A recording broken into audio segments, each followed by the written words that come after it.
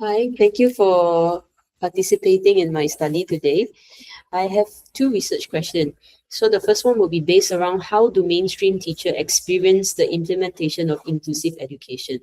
The first question is, can you describe your experience teaching in an inclusive classroom?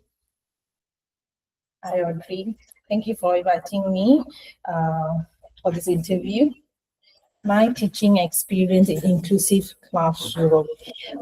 So far, it has been rewarding. At the same time, it has been demanding because there is a lot of preparation I have to do earlier before I start teaching my lesson and managing a group of students who has many different learning needs and backgrounds. So Oh, so sorry about that. How would you describe the process of implementing inclusive education in your classroom? can you repeat again? How would you Describe the process of implementing inclusive education in your classroom. Maybe it's in the curriculum that you have to differentiate or the procedure that you have to accommodate, anything that you can think of in terms of how you implement inclusive education in your own classroom. Okay, quite a lot. The first thing I do is checking the students' strength and weakness. What I identify their needs in terms of learning ability and behavior management, as well as if we have diagnostic results, so that will help any kind of intervention we need. So that's one way to start. And my lesson plan, try my best to provide targeting high ability, lower ability, and middle, as well as creating, giving choices in their tasks, so that everybody has a chance to try. This is one way of including. So we celebrate small steps that the students make. I see. What does inclusive education mean to you in your daily teaching practice? Inclusive education in daily teaching practice. It's mainly creating an opportunity for every learner in my class to have a chance to try, as well as creating a safe environment for them. I would, to me, inclusive education, right? So to me, it's like allowing the children to learn from each another besides getting knowledge from the teacher. So I encourage classroom collaboration as much as I can. We do some quite a lot of group work, working in class. So this will the child will learn better rather than receiving information just from the teacher. I see. So you see inclusion as not only just gaining the knowledge, but also having equal opportunity for social interaction among their peers. I see. How prepared do you feel to implement inclusive education when you begin teaching?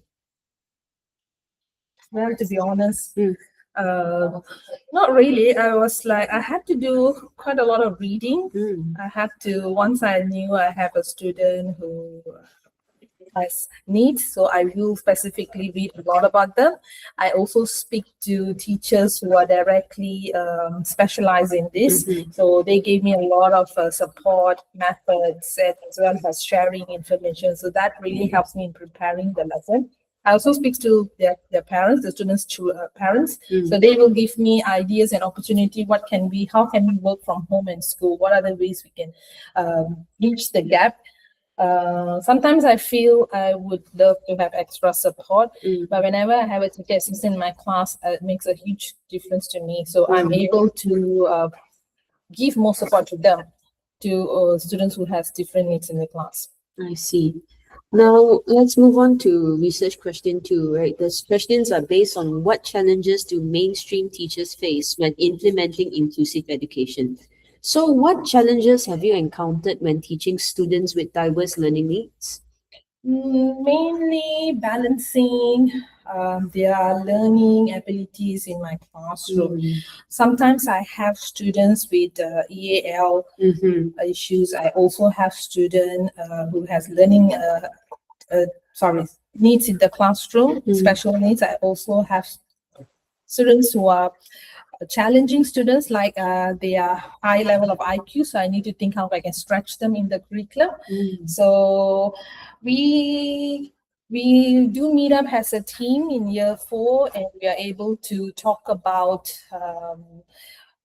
the happenings in my classroom and also the other teachers' classroom. So working with another colleague and talking in as a team, that helps me. So cooperation with support from another teacher, as well as talking to my special need teachers to support them in the classroom, creating IEP plan, targeting them. Small steps that we do, it does make changes in our in the child's academic. I see. How do classroom management demands affect your ability to implement inclusive practices? How do classroom management demands? Meaning to say, how would classroom management affect how you would like to accommodate better for students with special needs? Sometimes the child might come to school having some problems that we are not sure what happened. Could be on the way to school. It could be something had disrupt their timetable, or maybe they found out when they come to school this lesson is taking place. They're nervous about this lesson. So I will definitely need to stop my lesson, or probably handle this behavior first, talk to the person first. If I have an assistant, it becomes really helpful for me to continue the lesson with the rest of students while I deal with his need right away. And sometimes having clear routines in the classroom. So if we are doing, like, for example, we are having some exit point, we know it's happening, so we share the expectation to the child, we share the expectation to parent, we share also to the teacher that's supporting him. So in that way, he knows what is coming up front.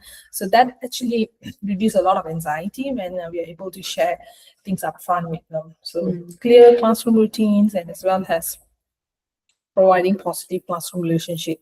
I think students as well, because a lot of children in the classroom always wonder why the person A, for example, is behaving such way. So how the teacher models this in the classroom matters. So sometimes the way I speak to this child, and that's how they see the interaction between the two of us. And I see there's changes with the children when they're playing outside. I also see how he or she include them whenever they're doing pair work, group work. It doesn't 100% happen all the time, but like I said, again, small steps does make changes. So he feels happy when he's included, just doing a little part of the job. He's happy for the day. Yeah.